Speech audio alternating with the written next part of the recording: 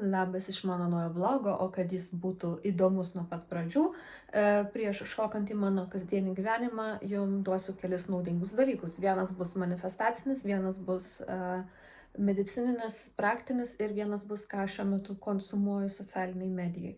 Tai manifestacinis patarimas.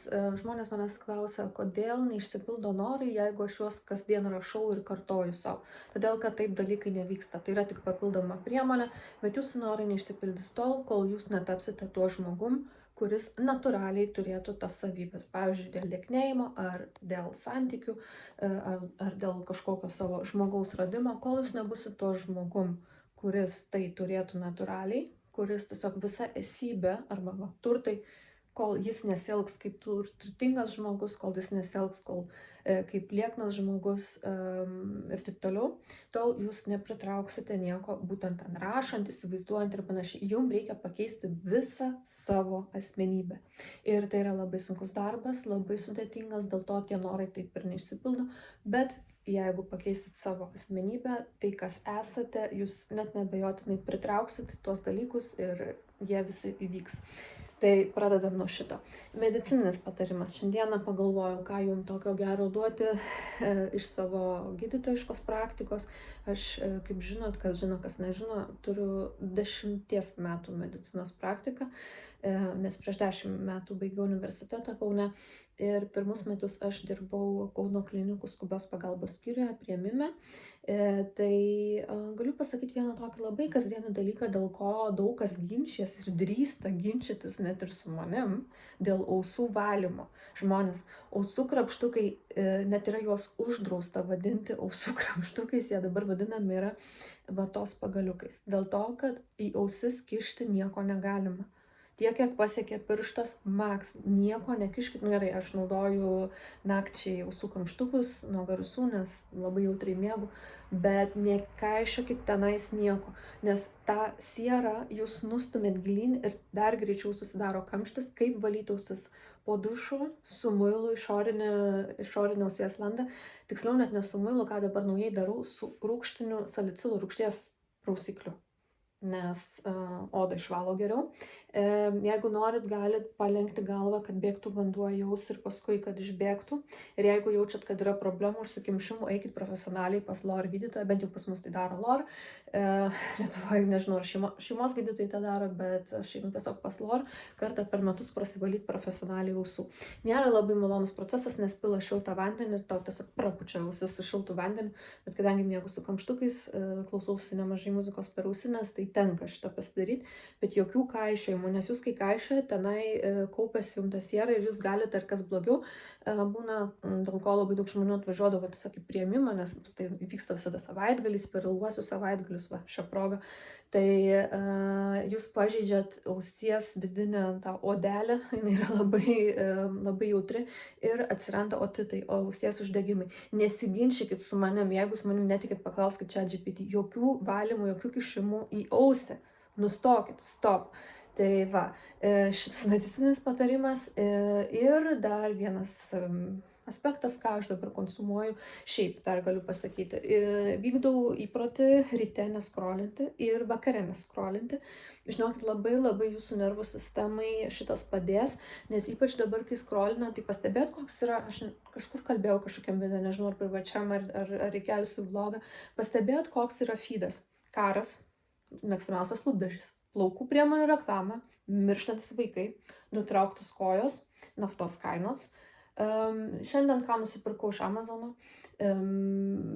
kokios dabar benzino kainos. Ta prasme, tai yra nebenormalu. Kodėl tai vyksta, yra daugybė teorijų, nuo tiesiog paprasčiausių iki paranormalių ir panašiai. Viena iš tų tokių teorijų iš šiek tiek ne visiems primtinos temos, pavyzdžiui, apie tai, kas valdo pasaulį, nes dabar sakysite, aš čia nieko neišmanau, o ar jūs išmanot, kas valdo pasaulį, kas žino, kas valdo, ar tai žmonės yra, ar tai yra kažkokios kitos būtybės. Viena iš teorijų yra, kad tam tikros būtybės įkalina mus šiame fizinėme pasaulyje ir maitinasi mūsų neigiamą energiją, mums keičia taip įvykius, kad mes pastoviai būtumėm trigerinti, skaitytumėm žinias ir tiesiog siūstumėm tą neigiamą energiją.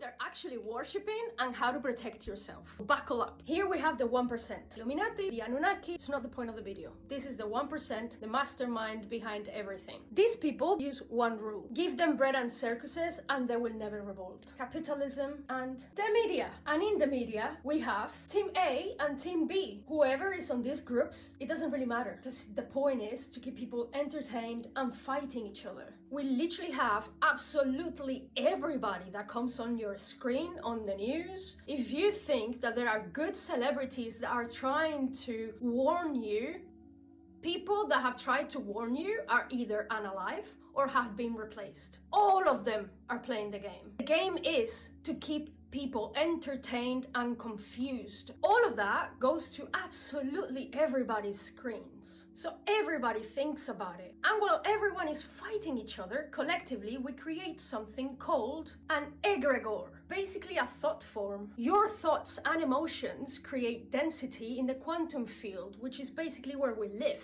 The more dense, the more powerful it is. And there is where we have these names that once were forces of nature, but now they've become entities because they're distorted truth. Entities by themselves don't really exist. What creates an entity is fear, obsession, confusion, addiction, everything that isn't God. And God is truth. So whoever is inside this distortion doesn't really matter because that's not their true nature. They have been distorted. It's an illusion. So they take advantage of that, and that is what they worship, the distortion, not the actual thing. So the more you think about it, the more you fall for the distortion, the stronger it gets. The more they feed it. All kinds of perverted stuff. That is why Christ says, the ruler of this world has no claim on me. The ruler of this world is distortion. Christ didn't study every demon.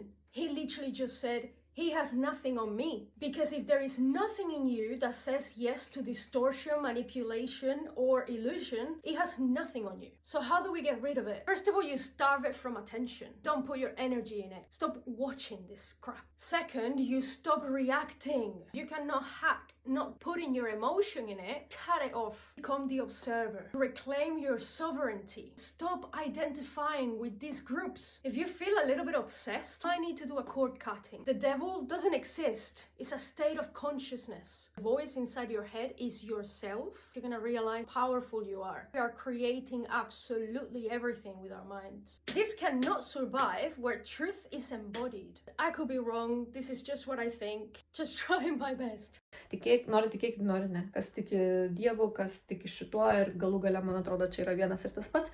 Mano nuomonė, Dievas yra musyse. Ir jis bandomas yra visos visuomenės, viso pasaulio nuslopinti, kad mes tiesiog būtumėm sistemos varžtai ir neklausinėtumėm, nekeltumėm klausimų. Ir, sakykime, 90% atveju žmonės yra tikrai nelabai daug mąstantis, nelabai giliai mąstantis, tiesiog vykdantis visuomenės programą, nekeliantis klausimų, nematantis nieko daugiau, bet taip ir turi būti, nes tokia va sistema. Tiesiog, kas būtų, jeigu visi pabustų, jeigu visi būtų awakened. Tai ta proga mano vienas mėgstamiausių šiuo metu Instagramo kanalų, įkeliu porą video. Šita mergina man yra tiesiog jos reelsai galiu žiūrėti su pasimėgavimu 10 kartų. What if the Epstein files and the war are the same thing? Energy transference is the movement of energy from one location to another. For example, thermal energy transfers from stove to pot to water. They're trying to transfer your energy from one topic to another. When you get angry, you emit energy. This energy is actually a potent form of power. This is why you were always taught to suppress your anger as a child. It has power in it. The Epstein list made people angry, and those who run this hologram know this. Now, they need to harvest anger from people, because if people learn to use anger correctly, it could actually be dangerous.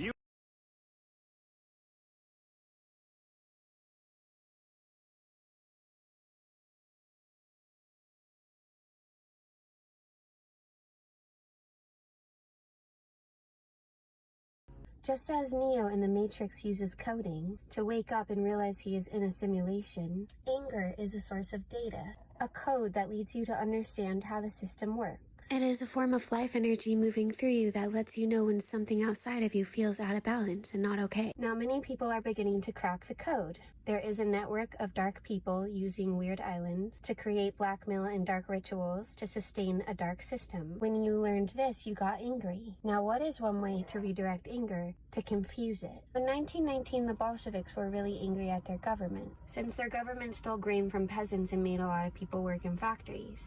Communism. Knowing this, the government used the Polish-Soviet War as a tool to channel their anger into distraction, terror, confusion, and fear. See, anger is vulnerable. You can slice it up into fear and terror if you want it to lose its power. And this is what I believe is happening now. Our pure, righteous anger is being sliced, surgically restructured, so we stop following the code, the trail of truth. What you can do about this is don't let terror and confusion distract you. Lock in, honey butter. I met my first haters this week, little cherry. It was a milestone, like a baby's first Christmas. I love it when people hate, so I baked myself a cherry pie to celebrate. They were mad at me for grifting. $1,200 for a 4-day retreat. Oh, I'm so spicy. According to Oxfam research, there is a movement amongst billionaires to create a global oligarchy. This is where billionaires control the global economy. But non-informed humans, cherry pie, take the bait of divide and destabilize by calling a normal human trying to make an income a grifter. The world's top 1% owns more wealth than 95% of humanity, yet that 95% yell at one another for making an income, while the billionaires laugh in their bunkers. But why don't they call billionaires grifters?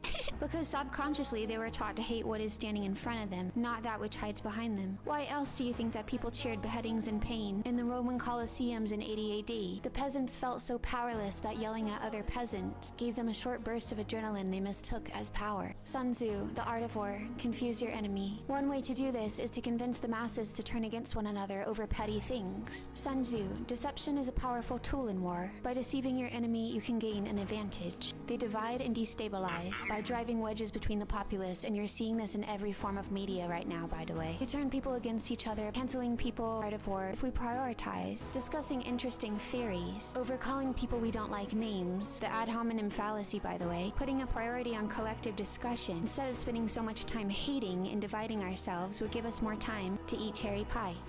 Tai tokia va pradžia, paskui šoksime į kasdieninį vlogą, nors kasdienybė pas mane yra tokia, kad, pavyzdžiui, dabar domėjausi Mažeikių naftos pardavimo istoriją, nes kai jinai vyko, man buvo, sakiau, video 11 metų, bet man buvo 8 metai, nes tai buvo 99 ir tiesiog man, praėjus tiek metų yra įdomu, kas atsitiko. Tiesiog įdomu, aš keliu klausimus, kodėl yra, kaip yra, kas buvo su Mažeikių nafta, kad tai buvo noras atsijungti nuo Rusijos, bet paskui pardavė vėl atgal.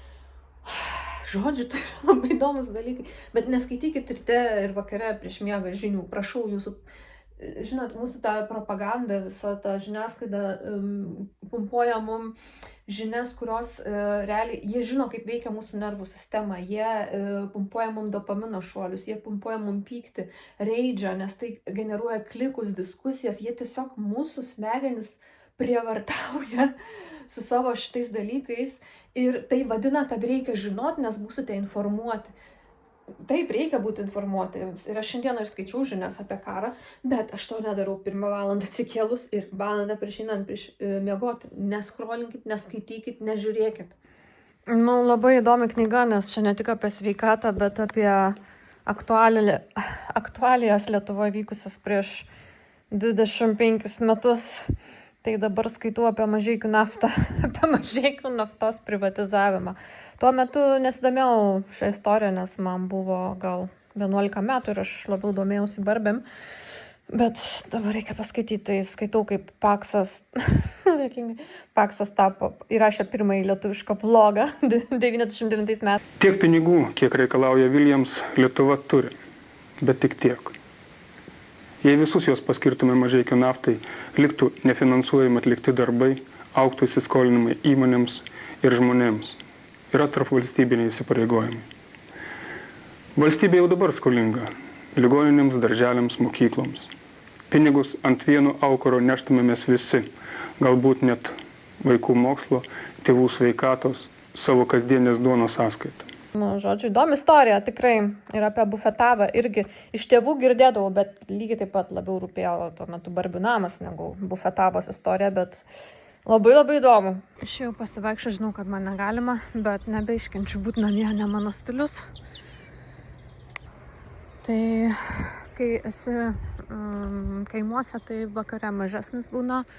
Nuo kokių 7 vakaro rašo, kad beržai mažiau išleidžia tų žiedadulkių. O jeigu mieste esi, tai geriau ryte. Lygiai taip pat su vėdinimu, nors aš vėdinu, tai vis tiek ganėtinai dažnai, bet paskui su tais filtrais valau orą. Aš nebegaliu sėdėti namie, aš nesu sutverta gulėti lovai. Nu tai bent 10 minučių. Išeinu ir paskui į dušą plausiu veidą. Biški man jau geriau, bet vis tiek ne kažką. Nu va, pastačiau čia, kad tarp kambarių jisai valytų orą. Tai dabar stambių dalelių, tai tik tais 6 kvadratiniam, ne 6, o 6 mikrogramai kvadratiniam metre. Čia geras rodiklis, mažiau tų žiedadulkių ore, nes pravėdinau namus. Ir man dar reikia 2 šitokių Dysonų. Ir šitas kainuoja 500 eurų. Yra dabar dar mandresnių modelių, ten formaldehidą filtruoja ir panašiai. Nes reikia ir pas sužadėtinį, kad būtų. Ir darbe, kad būtų. Darbe turėjau mano kosmetologės. Toks buvo senesnis modelis, jisai ne tiek valė, bet tiesiog kaip ventiliatorius. Nu, bet brangus mano gyvenimas, blemba. Ką man daryti? Šitą gal pasimsiu mašiną. Dabar, kai važiuosiu pas sužadėtinį, tenai galėsiu irgi orą valyti, bet į darbą tai nesinešiosiu šio. Tai, Jezu, kaip brangu būti manimi ir dar su tokiais įnoriais, kaip kad nebūtų alergenų. Okay. Labas rytas, džiovinuosi plaukus.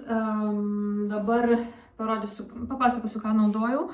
Šiaip iš tikrųjų plaukų rutina yra mano tokia, kad keičiu produktus savaitės eigoje. Tai būna kažkas su proteinu, su baltymais, ko negalima perdozuoti, nes tada plaukai gali ir netgi lūžti labiau. Bet proteinas yra tas, kas tiesiog plauko realiai esencija yra.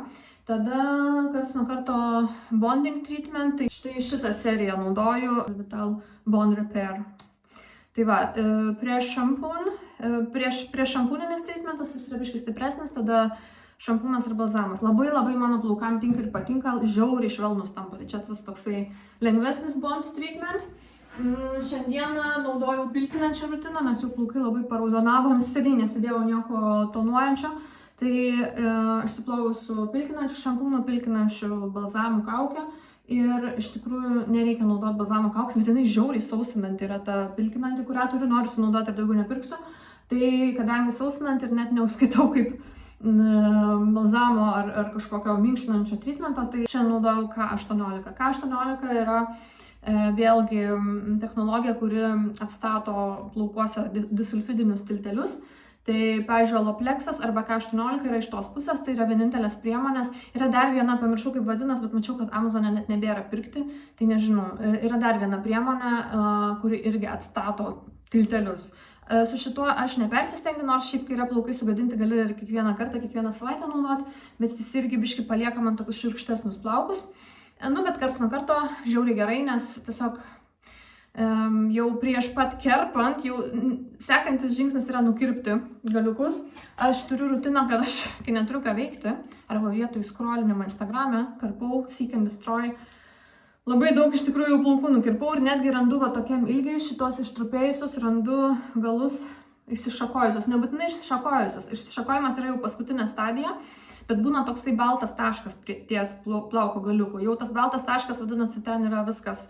Tos gijos jau yra atsiviniojusios, tai reikia kirpti lauk, porą milimetrų virš jų, dar yra, čia yra prieš paskutinę stadiją, dar prieš paskutinę stadiją, kiek pastebėjau, tiesiog plauko galas tampa baltas, toksai dar neišsišakojęs, bet jau matosi, kad kažkas ne to, irgi kerpu.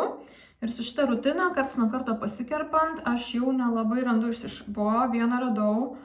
Va. Ir kartais aš tiesiog taip užsimedituoju su šituo dalyku, kur buvo jisai. Kad tiesiog net reikia jau save stabdyti, nes man labai patinka šitas darbas. Nu va, pamečiau ir nerandu kito išsišakojusio plauko, bet vieną ką tik mačiau. Aišku, plaukų yra 100 000, tai tu visų ir nenukirpsi, va, radau. Bet sustabdo plauko šakojimas į viršų. Anksčiau būdavo nuomonė, kad reikia kirpti galiukus ir tada nesišakos. Nu tai kas iš to, kad aš nukirpsiu čia, jie dabar yra jau ir pakirpti. Jeigu mano šakojimas prasideda čia, tai man skus galva ar ką daryti. Tai, žodžiu, ne visi plaukai yra išsišakoję, bet ypač iš viršutinio sluoksnio.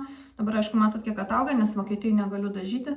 Neseniai kirpau galiukus, tai nukirpo taip, kad tiesiog teko man pačiai dasikirpti, nes viena ranka kalbėjo telefonu, kita man kirpo ir liko viena ilga sruoga vienoje vietoje. Tai aš tą sruogą namie nusikirpau. Nu, žodžiu, čia Vokietijos dalykai yra. Tai prašysiu Justinos. Justina visą laiką ne iš tų kirpėjų, kur ten sakytų, tau būtinai kirpti. Jinai neprikalbinėja ir nenukirpinėja per daug, bet aš jau pati prašysiu, sakysiu, nukirp daugiau, nes aš galiu taip seek and destroy pati pasidaryti, bet aš negaliu pasidaryti kirpimo paties. Kažkur dar mačiau. Ir aš taip užsisėdu ir karpau. Ir žinokit, visai matosi, nes neberandu taip greit. Visi nebeišsišakoja šitas vienas įtartinas, nes galai tokie skirtingų spalvų. Ta prasme, tai balta, tai lyg plauko spalva, na, aišku, pas mane šviesinti. Dar ir žilų yra, bet jeigu jau matau, kad įtartina, tai geriau ir eina lauk. Tai va, kas vietoj skrolinimo sveika alternatyva yra plaukų karpinėjimas. Negalima, aišku, persistengti su šito, nes neiškarpykit viso kažkaip, aš po vieną realiai. Tai šitas irgi biškai tartinas ir va taip žaidžiu. Bet tikrai, žinokit, nežinau, kelias savaitės tai darau karts nuo karto ir pastebėjau, kad sunkiau šiek tiek yra rasti. Va čia, bet ir nematau nei vieno. Nėra nei vieno išsišakojusio, visi yra sveikų galų.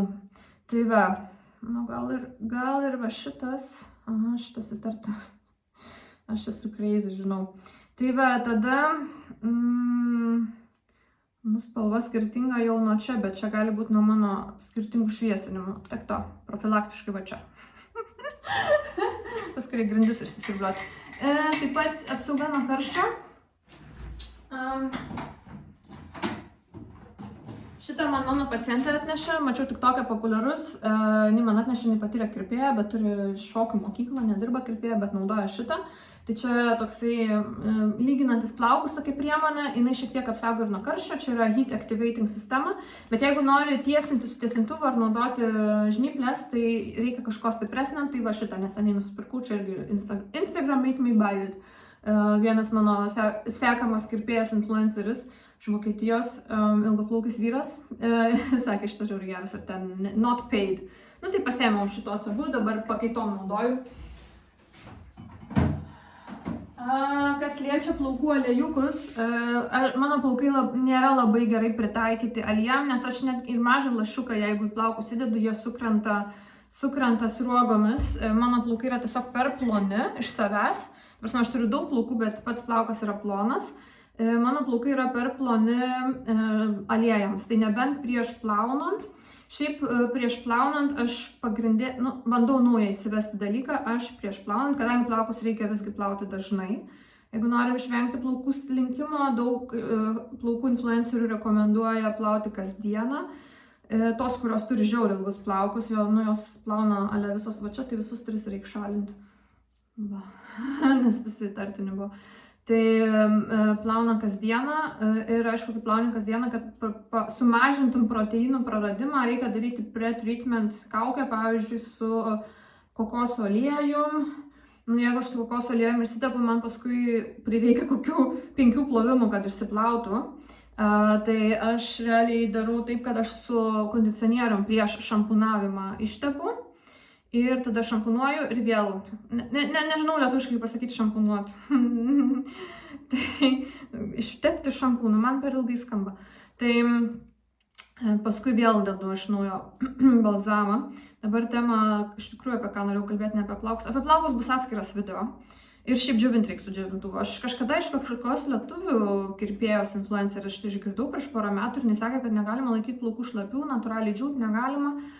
Ir aš galvoju, nesąmonė, taigi karštis, bet žinokit, kas liečia pleiskanas, grybalius, plaukų slinkimą ir plaukų pažeidimą, bet šiaip dabar kaip darau nėra gerai, reiktų juos pilnai išdžiovinti, nes jie trinasi visur. Ir plaukų odos negalima palikti ilgai šlapios, nes dauginasi grybeliai, jam patinka drėgmė ir atsiranda pleiskanos, žodžiu, reikia džiovinti plaukus. Tai va, su apsauga nuo karščio. O iš tikrųjų, ką norėjau pakalbėti, va kaip tik labai geras užsiėmimas, va toks, kam patinka megzti ir nerti ir siūti, bet jums patiks ir plaukus karpyti. Tai, žodžiu, ką norėjau pasakyti, Bet vis tiek ChatGPT, gerai, bet aš siūlau, kaip ir daug kas sako, nepasitikėti aklai. Nors, aišku, ChatGPT yra priklauso, kaip tu naudoji. Yra tie vadinami prompts. Pavyzdžiui, tu gali pasakyti, kiekvieną teiginį prašau pagrysti, sureitinguoti nuo labiausiai. ChatGPT yra tiesiog kaip Google'as, ieškojimo mašina, suchmašinė vadinasi pas mus, searching machine, gal lengviau išversti anglų kalbą. Tai nėra kažkas individualaus, tai yra tiesiog naujos kartos searching machine. Ir jinai viską daro pagal tikimybės, o kartais ir prikuria. Tai jūs turit pasakyti iš anksto, ko jūs norit, turit duoti nuorodą, turit sakyti, pavyzdžiui, duok tik įrodymais pagrįstus atsakymus. Arba mačiau vieną promptą ir pati naudoju, nors man biškai jau tada per daug dirbtinai skamba, aš jo ne visada naudoju, bet jeigu, tarkim, svarbi informacija, sakykit, parašykit pradžioj, ieškau to ir to, prašau sureitinguoti pagal tikimybės nuo 1 iki ten kažkelinto, tiesiog sureitinguoti iš eilės, pateikti įrodymus ir neprikurti dalykų. Ir jeigu jūs tą pasakysit ChatGPT, tai tą ir darys. Taip, nes šiaip tikrai prikuria kartais. Kas liečia sveikatos klausimus, aš sakiau, kad labai gerai čia, bet gali į tą pusę tiesiog nueiti bent jau į teisingą kryptį. Ir yra straipsniai, kaip žmonės ten pas gydytojus vaikščio metais, o ChatGPT atrado diagnozę per minutę. Žinot, aš naudojuosi, nes aš mediciną studijavau ir aš išmanau mediciną ir tas yra labai gerai ir papasakosiu dėl ko, kaip dabar su ChatGPT ginčiamės, kas man yra dabar šiuo metu. Tai, kas neišmanot mediciną, žinokit, labai per daug irgi nepasitikėkit, kryptį galima sužinoti, bet nepulkit aklai tikėti. Aš, pavyzdžiui, atsimenat vakar, nežinau, kurį čia vlogą įdėsiu, bet, man labai degina gerklas, degina plaučius, atrodo. Ir aš galvoju, kad man čia nuo tų beržų, bet aš, aišku, vaistų milijardą vartoju. Ir kažkaip vakar atsibudau su belia kokia tachikardija, labai širdį permušinėjo, labai silpna, labai tas, toks kažkas su gerkle. Ir aišku, ChatGPT sako, čia alergija, čia tau reikia prednizolono. Bet aš kažkaip galvoju, nežinau, man toks jausmas, kad aš gal užsikrėčiau kažkur ar peršalau, nes buvo šalta karšta, orai permainingi, sėdi mašina 70 laipsnių mašinos viduj, karšta, eini su trumpom, bet iš tikrųjų dar tik ankstyvas pavasaris, labai daug žmonių trytinau praeitą savaitę, labai daug turėjau pacientų ir aš kažkaip galvoju, paskui pajaučiau, kad, aišku, gomury nėra kaip ir pačių limfmazgių, bet yra limfinis audinys. Ir irgi, kodėl reikia tą išmanyti, nes ChatGPT sako, gomury nėra limfmazgių, negali būti, kad jie tau patinė, bet man ištino gomurinis limfmazgis. Ir jis skausmingas vakar buvo, šiandien jau nebe. Man viskas eina į tą pusę, kad dar yra ir infekcija. Taip, trūksta temperatūros, neužkilus temperatūra. Man temperatūra praktiškai niekad nekyla, mano toks kūnas. Ir šitos subtilybės, ir aš ginčiuosi, sakau, kodėl negali būti infekcija. Nes trūksta temperatūros, vis tiek ChatGPT turi tos savo kriterijus ir pagal juos taip aklai sprendžia. Aišku, tu kartais gali nuvaryti savo norimą pusę jį, su juo diskutuoti į vieną kryptį. Bet, nežinokit, aš manau, kad aš kažkokį turiu ir peršalimą ir man galbūt trūksta klasikinių tų simptomų, bet vienas dalykas patinės limfinis audinys, šiandien jau biškai geriau.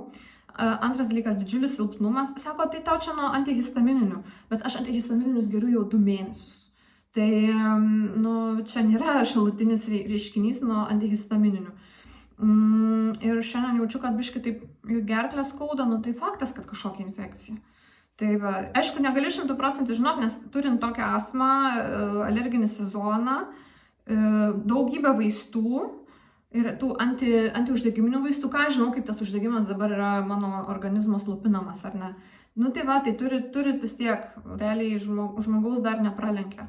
Nors, aišku, dabar visi kuria ir muziką su ChatGPT ir net nebeina atskirti, visi tikit tais ChatGPT vaizdais, ar jūs tikit Instagram'e, kai pamatot reelsą, man visi siunčia ten reelsus.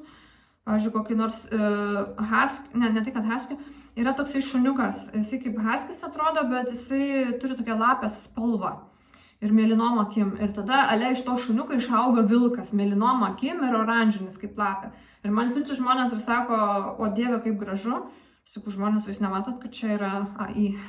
Ne, o tai kodėl negali būti, nes nėra tokių vilkų, nėra vilko mėlynom akim su pliušiniu tobulu oranžiniu kailiu.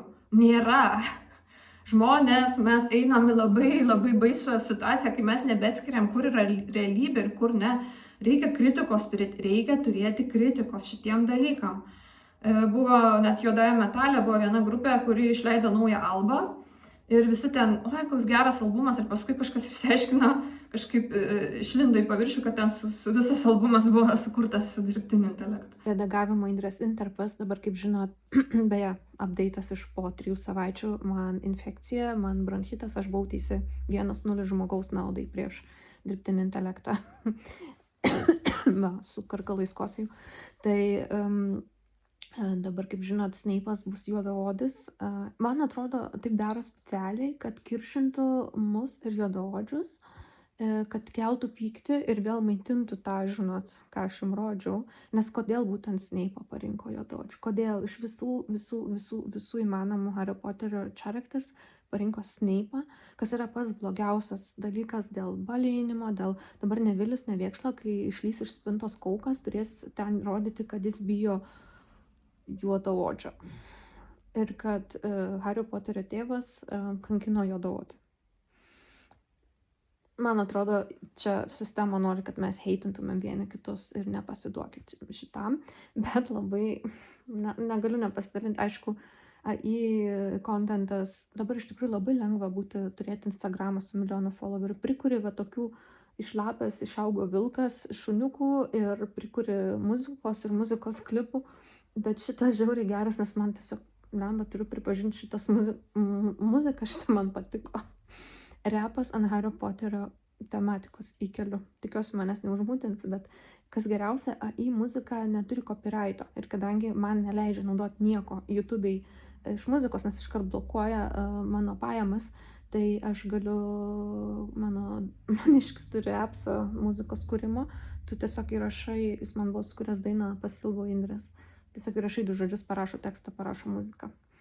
Taip, žinau, Afrikos vaikams trūksta vandens dėl šito, bet ar mes esam problema, ar turtingieji, kurie juokiasi iš šito savo bunkeriuose. Tai, okei, nesipykim, būdami vergais, nesipykim bent tarp vergų, okei, pasidžiaugim juodaodžio Snape'o klipu. Yeah, I'm Black Snape.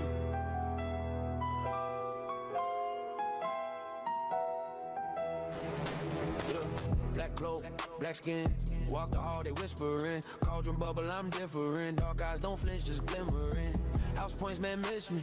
Came from pain, they history. Same blood, they fear, they diss me. But they copy my brew, still sip me. Side eye from the portraits. Cold stone, but my soul scorched. They ain't teach where I'm from, had to learn from the alleys and the torch. Half prince in the world that hate, half rage in the narrow gate, half hood in the castle gate. Homie, never run from Black Snake.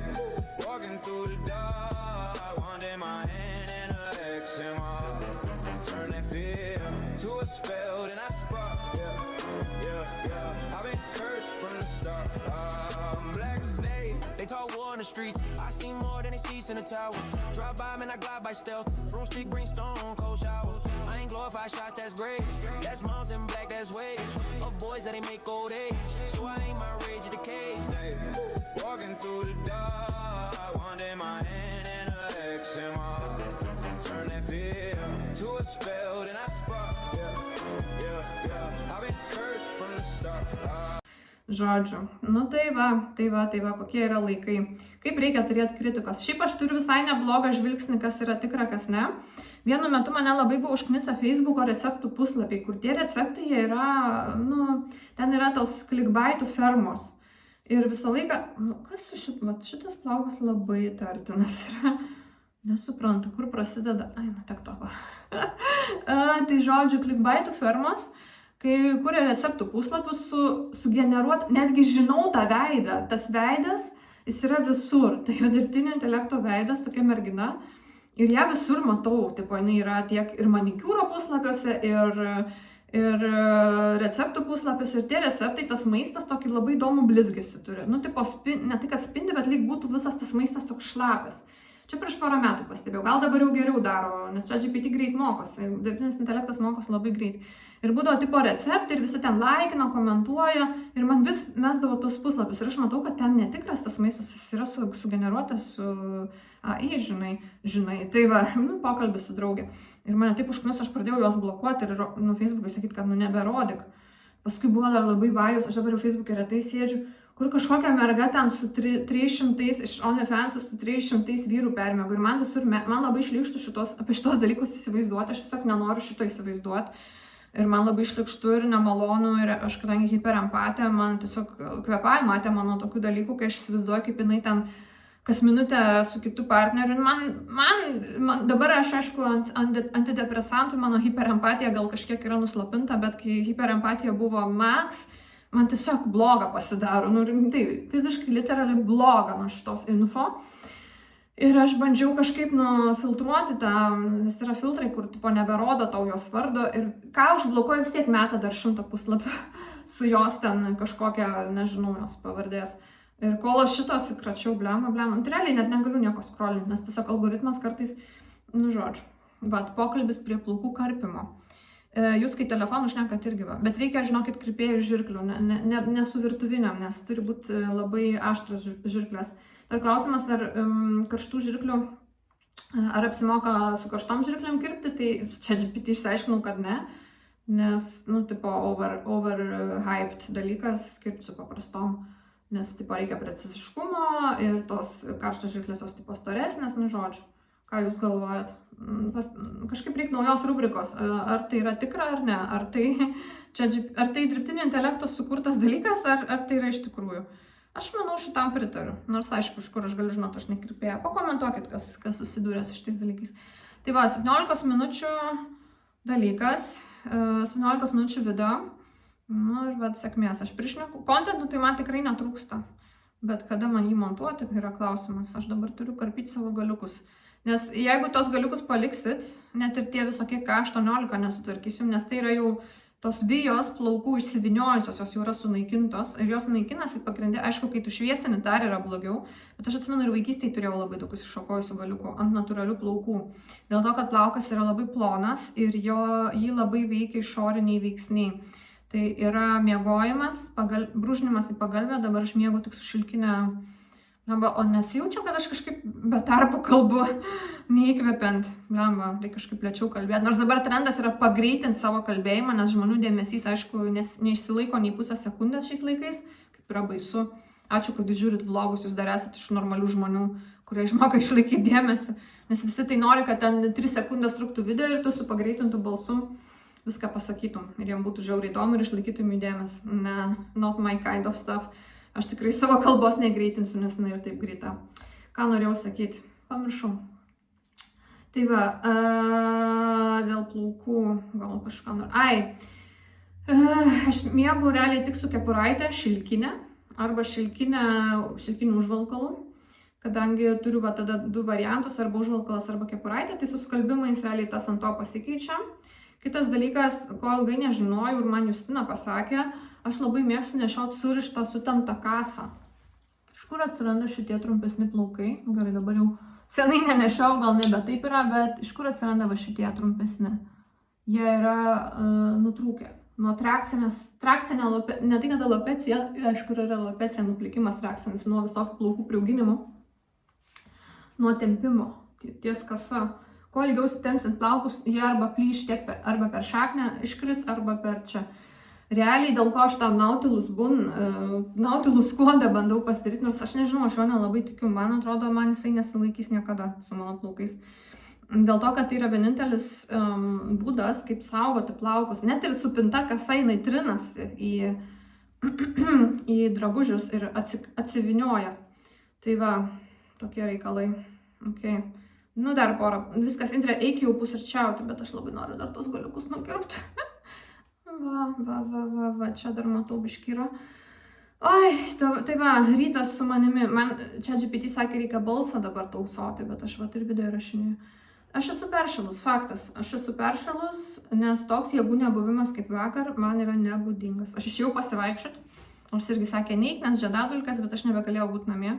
Išėjau 6 minutės pasivaikščioti. Grįžau namo, nes jėgų nebuvo. Tai va, dabar irgi einu jau prisėsti iki. Dar dabar darausi košą ir pagalvojau, kas liečia ChatGPT. O neturėtume mes kažkaip žmonėje įkurti kažką, kas mums padėtų atskirti ir mes žmonės tiesiog suportintumėm ir padėtumėm atskirti, kur yra tikri dalykai ir kur yra nesąmonė, kur yra dirbtiniai. Dabar aišku, juoksitės iš manęs, kas čia per idėjos. Bet žinokit, noriu pasakyti vieną dalyką. Visą gyvenimą, aš manau, kad, man taip atrodo, bet duosiu porą pavyzdžių. Visą gyvenimą aš iš tikrųjų daug dalykų dariau anksčiau negu jie, aš dabar labai skamba hipsteriškai, I did it before it was cool. Aš daugybę dalykų dariau prieš tai, kol jie buvo visuotinai acceptinti. Pradėkim nuo kokių 2004-2005, kai aš tiesiog keldavau savo nuotraukas, man buvo 15, keldavau savo nuotraukas, nebuvo socialinės medijos, buvo OneLT, bet aš pradėjau kelti ten į Fotki.com albumą, ten pradėjo visi komentuoti, paskui atsirado socialinė medija. Ir žinot, esmė, kad visi ten, jinai kelia savo nuotraukas, tipo, kodėl tu keli savo nuotraukas į albumus. Paskui atsirado Facebookas, visi pradėjo kelti savo nuotraukas. Kai atsirado Facebookas, mano, neatsimenu ar pasakau ar ne, kažkada esu pasakojus, mano universitete buvo viena mergina, kuri tiesiog morfino į mane, tas irgi labai dažnai atsitinka, žmonės tiesiog tampa manimi. Ir jinai nusikopino išvaizdą, su mano buvusiu vaikinu pradėjo draugauti. Ir jinai apie mane pletkindavo, kad mano buvęs vaikinas sakė, kad aš kai atsikeliu, tuo metu dar nebuvo smartfonų, įsivaizduokit, kaip tai skamba iš šono šiais laikais, ant kiek pasenę dalykai. Indrė atsikelia ir iš karto sėdasi prie kompo, įsijungia Facebooką ir tikrina, ar kas parašė. Ir čia buvo, o dieve, kokia debilė Indrė. Nebuvo dar smartfonų. Ką daro visi žmonės dabar, šiais laikais? Ką daro? Atsibunda ir eina į telefoną scrollinti, ar kas parašė, ar kas palaikino. I did it before it was cool, okay? Tai paskui atsirado smartfonai ir visi pradėjo tą patį daryti. Tada tais laikais dar buvo labai madoj, skaitėsi, kad žiauriai yra aukšta klasė, turėti Facebooką ir įsikelti kokias 3 nuotraukas ir jokių būdų nepostinti, ką veiki, nepostinti savo pusryčių ir panašiai. O aš postindavau. Ir visi irgi stumdavo. O dieve, kelia, ką valgo. Ką jūs daro dabar visi? Jūs esate tiktokeriai, instagrameriai, keliat viską, savo gyvenimą filmuojat. I did it before it was cool. Vėliau, jau, kai buvo viskas acceptant ir visi šitą darė, aš pradėjau kalbėti, kad šita sistema darbo, ryšim su mano darbais, su medicina ir šiaip šita sistema, kad tu pahalini dėl to, kad kažkoks boomeris su savo boomerišku mentalitetu taptų turtingų ir tu turi pahalinti, nes tau reikia grindinti ir daryti karjerą ir tipo dirbti, kol numirsi. Aš pradėjau sakyti, čia prieš kokius 7 metus, pradėjau sakyti, kad čia yra bullshit, čia nesąmonė, aš noriu gyventi savo, aš noriu life-work balance ir visi, tu tingi dirbti. Kas yra dabar, kas vyksta dabar, ką sako Gen Z, tai I did it before it was cool. Toliau, nežinau net ką aš dabar darau, iš ko visi labai juokiasi, visiems labai juokinga, bet paskui darys visi už poros metų. Tai patikėkit mano žodžiu, okei? Aš žinau iš anksto, kas bus, kaip kas bus. Aš sakiau netaupyti pinigų, nes gyvenimas gali baigtis, bet kada vyksta 3 pasaulinis karas. Praktiškai jisai vyksta. Nu ir ką? Ir kam pritaupysi? Kokiai juodai dienai? Juoda diena yra dabar, gyventi reikia dabar. Ką tu žinai, gal užpuls rusai po mėnesio ir viską išbombins, gal atominė bomba. Viskas tai dėl to, kad mūsų pasaulį valdo išprotėję seniai. Tai yra, va tik dėl šito. Ir aš sakau, turim moterim duoti valdžią. Įsivaizduokit, moteris valdytų pasaulį. Taip, būtų gyvačių labai daug, nes moteriai yra gyvatė, dažnu atveju, nes irgi yra daug nesveikų. Bet ar mes fektuotumėmės, kieno didesnis? Matriarchato mums reikia žmonės. Dabar sakys, ką tu nusišneki? Ne, įsivaizduokit mūsų pasaulį, jeigu jame būtų matriarchatas. Įsivaizduokit, kaip būtų skraidytų drugeliai, visos būtumėm gražios, dėl botokso irgi. Oi, tu čia daraisi, ką tu darysi, kai tu būsi sena, kaip tu atrodys, taip pat atrodysiu, Jadvyga, taip pat. Tai, okei, viskas, einu, to žuvis išbėgs pro kraštus. Tikėkit mano žodžiu ir nežvenkit, nes pamatysit po 2 metų darysit tą patį. Faktas, mic drop. Paskaitysiu ištrauką iš šitos knygos, labai patinka šitas skyrius. Žmonių negalima kankinti ir paversti kvailiais. Tai draudžia beveik visų šalių įstatymai, kurie nuolat pažeidinėjami, ypač įvairiose sektuose. Dievo vardu aiškinama, kad to trokšta patys kvailinamieji. Kas pakels ranką prieš 3 juodai apsirengusius žmonės, bus nubaustas, pranašavo Balzakas. Juodai apsirengę žmonės: juristas, teisingumas, kunigas, visuomenės sąžinė ir tikėjimas.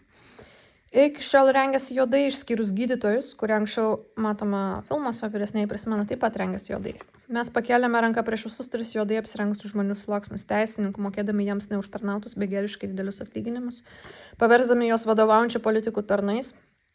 Gydytojai, mokėdami begėdiškai mažus atlyginimus, dėl ko aš vis turėjau išvykti iš Lietuvos, nes ta sistema nepageidauja mūsų, ir nereikalaujame atsakyti už akivaizdžias, netgi sąmoningas klaidas. Okay. Kunigų pernelyg juos šlovindami, nebausdami už išduotą tikėjimą, todėl šolomo žmonės kartais praranda padorumą ir teisingumą.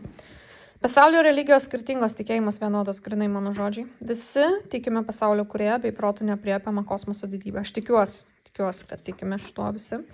Kartais garbiname tik dievybės apraiškas, perkūnę, žaibus ar dievų vietininkus, dvasininkus, regėtojus, kontaktuotojus.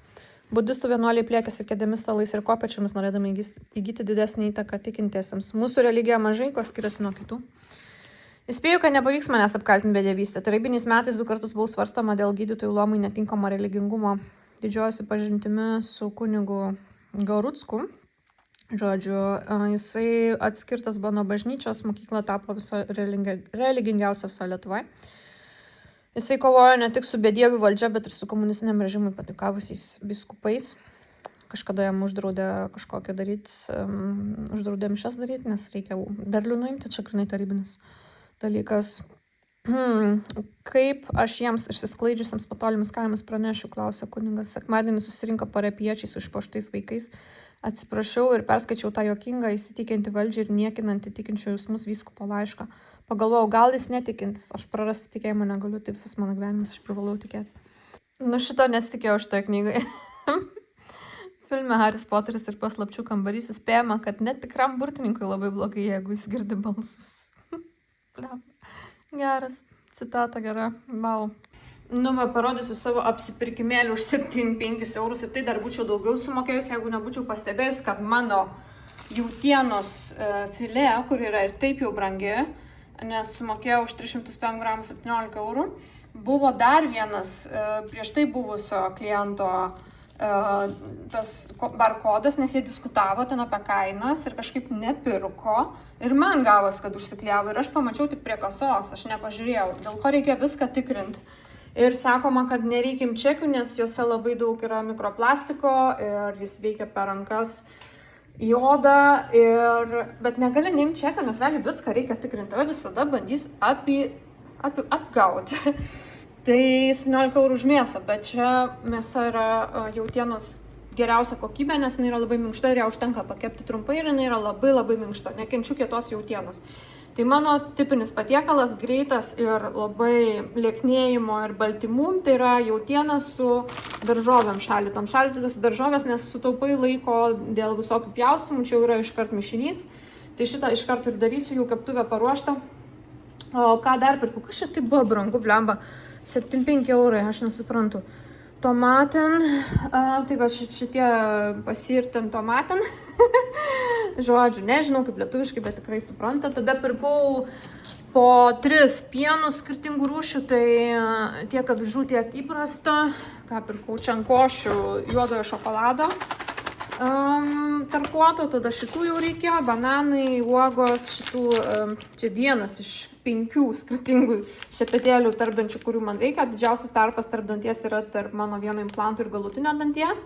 Tai jam reikia ekstra didelio, šepetėliai negali būti per maži tarpdančiuose, nes kitaip neišvalo. Tai man reikia rožinio, raudono, šito geltono ir plus kitos firmos, kur aproks pačio mažiausio mėlyno. Su jais visais skirtingais aš valau dantis ir vis tiek turiu milijonų problemų. Okay. Tada darysiu tokį mini receptą iš vienos savo nusipirktų knygų.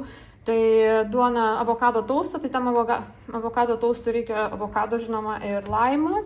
Tada agurkas į agurkų vandenį, taip pat reikia friškėzę, nežinau kaip lietuviškai, čia nei varškė, nei kažkas tarp jogurto, varškės ir aš Lietuvoje net nežinočiau atitikmens friškėzė. Išvertus yra šviežias sūris. Rikota, bet ne rikota, rikota yra atskirai, maskarponė irgi yra atskirai. Žodžiu, tokia konsistencija, kur aš net nežinau, ar Lietuvoje iš vis yra toks dalykas. Tada paprastas jogurtas, grietinėlės jogurtas graikiškas. Pasiėmiau riešutų užkandžiam, pasiėmiau sezamų, šitie irgi biškai kainavo gal 4 eurus. Tai irgi bus į tą patiekalą. Dar reikėjo švarcküme, juodojo kumino, Jis yra rytietiškas prieskonis, bet vienas dalykas man jis nelabai patinka. Čia, kadangi trauma yra man iš mano butioko, su kurio gyvenau Vokietijoje, kai ką tik atsikraušė ir jisai labai virdavo, kepdavo ten su tais rytietiškais prieskoniais, man labai tas kvapas nepatinka, ne tik kad indiškų, bet artimųjų rytų, tai nežinau, man yra trauma, tai aš šiaip galvoju nusipirksiu, jeigu bus, bet nebuvo. Tai ir gerai, tu to juodasis kmynas. Tikrai turbūt žinot. Tada paprika ir pasiėmiau nemokamą žurnalą. O Lietuvoje nėra tos mados, kad kiekvienas prekybos centras išleidžia nemokamą, gratis, nemokamą žurnaliuką su receptais visokiais, bet aišku pasireklamuoja savo produktus, bet tie receptai yra žiauriai nice.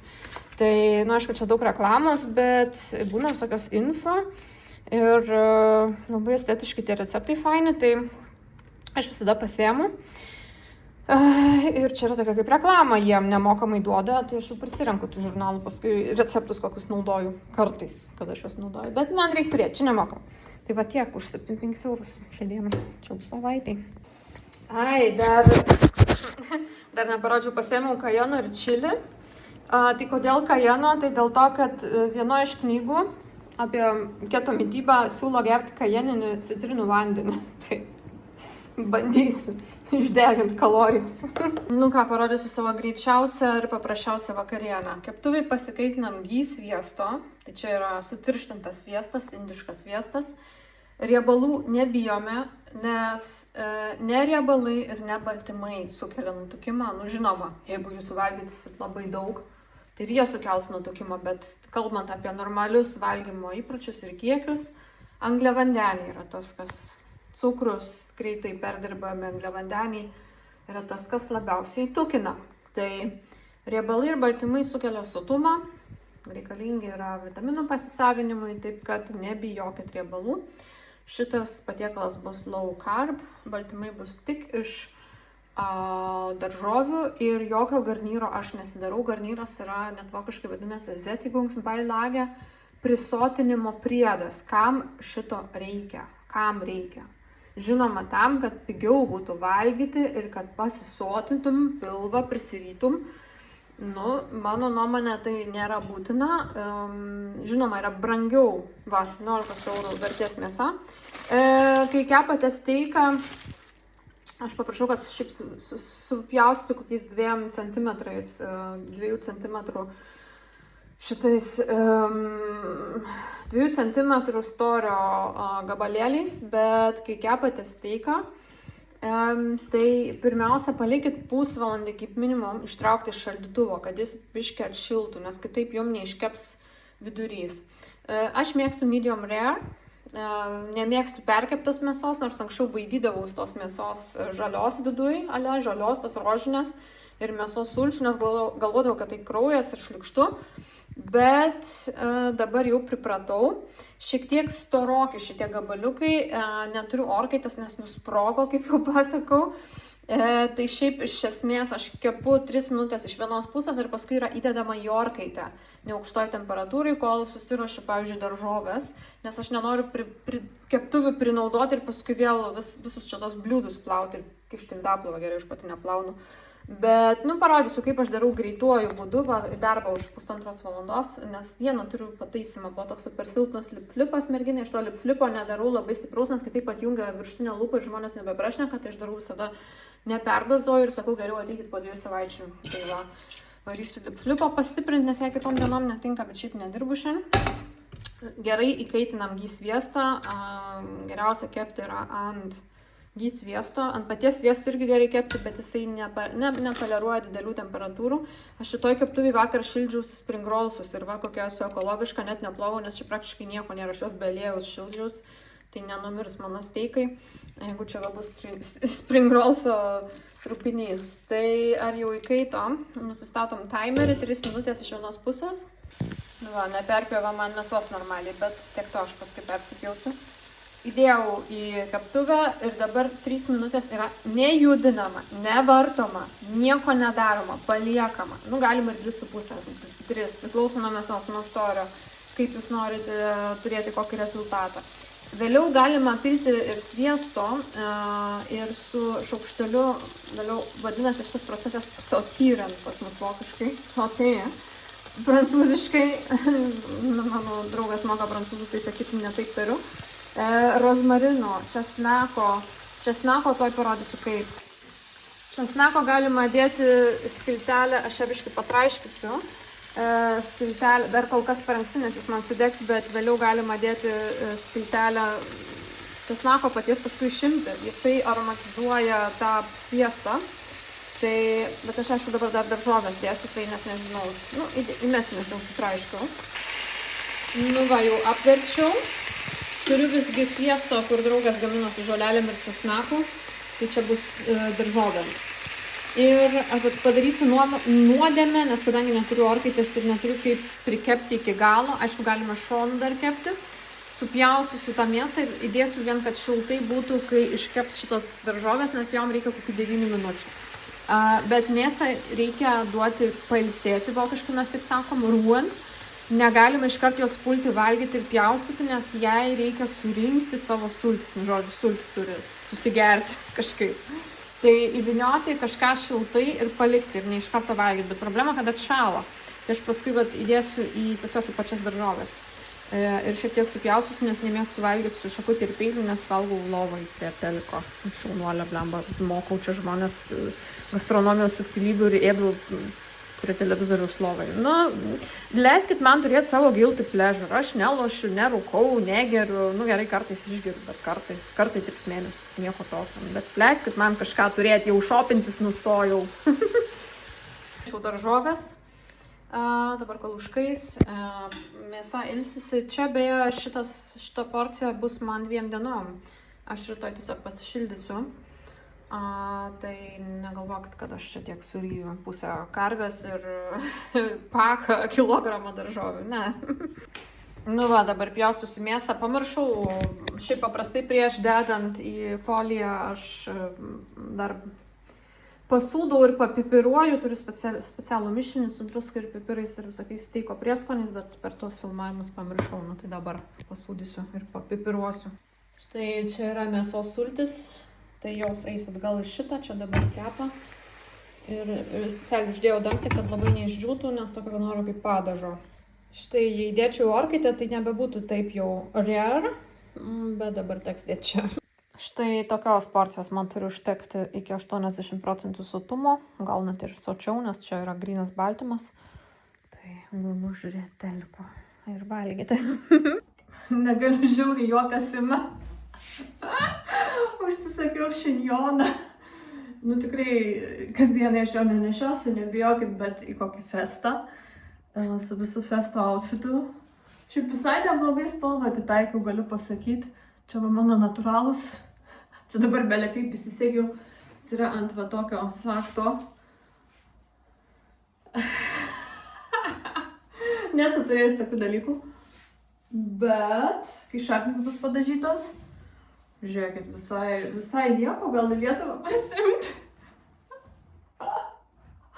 Šakas, geras, niekad neturėjau kitų dalykų. Ir tai dar ne viskas.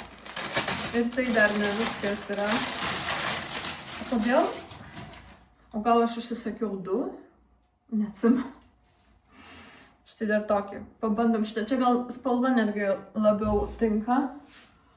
Atskleisiu iš kur. Nes jie nekainavo nei 10 eurų iš Sheino. Blemba. Todėl, kad ir kur jūs pirktumėt, vis tiek viskas ateis iš ten, kur ateina iš Sheiną. Tik jūs permokėsit antkainį. Amazonas taip daro. Tiesiog tu gali būti Amazono prekiautoju. Prisipirkti iš Sheino ir perpardavinėti. Arba visokie ale fancy puslapiai, fancy papuošalai, kur būna rašo, mes norime su jumis kolabo. Viskas yra iš Kinijos. Nebent pirktumėt jau high end. Gal aš kada ir nusipirksiu natūralių plaukų šinjoną. Šitą, žiūrėkit, visai su mano natūraliais. O ką? Nesmerkit manęs, aš norėjau pabandyti šitą dalyką. O kodėl? Todėl, kad žiūrėjau The Love Witch filmą. Ir jinai šinjoną nešioja ir aš tada sustabdžiau filmą, pasiėmiau telefoną ir pradėjau scrollinti. Tai va, nu vau, nuostabu. Kurį nešioti labiau? Man atrodo šitas, žiūrėkit, šitas labiau toks sugarbanotas, o šitas, žodžiu, įsiveskit į Shein, nežinau kaip jūs ieškot, aš vokiškai ieškojau tiesiog. Arba įsiveskit fake hair ir ras po 7 euriukus. Galiu perparduoti už 30. Okay, verslas mano kraujyje. Okay. Tai labai džiaugiuosi šitais. Parodysiu iš tikrųjų dabar dar kas atėjo, tai ten jau rimtesni dalykai, darbo ir panašiai, bet kaip sakyčiau, visai atrodo natūraliai šiais laikais dirbtiniai. Čia netikrų plaukų, na aišku, už tokią kainą, ne, dirbtiniai, bet vau, nuostabu.